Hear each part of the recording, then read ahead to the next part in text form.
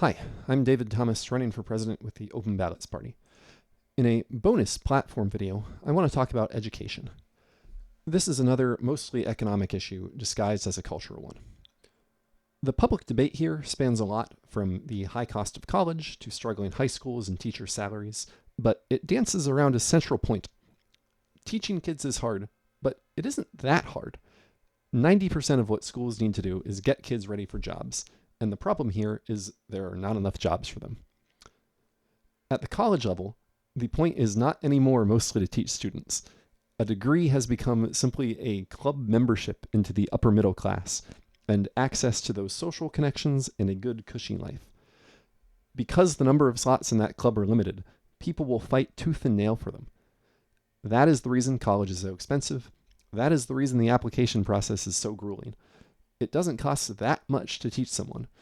Students are fighting with each other for something only a few of them can get. It doesn't matter how well you learn the material. That is totally besides the point.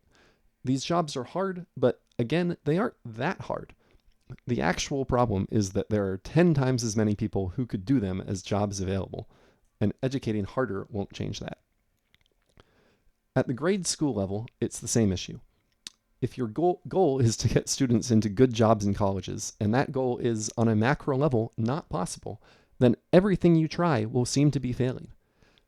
Especially in poor schools that have been left behind, students and families will pick up on the fact that there is no future for them and that all this studying is actually pointless.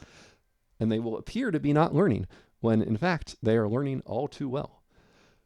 Saying people are struggling because of poor education is like saying high unemployment is caused by people failing job interviews. It doesn't make any sense. The number of people hired will always be equal to the number of open jobs, no matter how hard people study.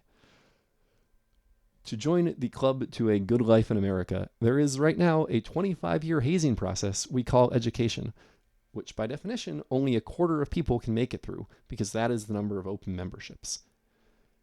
The actual way to fix the problem is to get rid of the club or make the clubhouse so big that everyone can join. But as long as 20% of the country has access to a life of comfort that the rest of us just don't, there is going to be brutal competition to get in.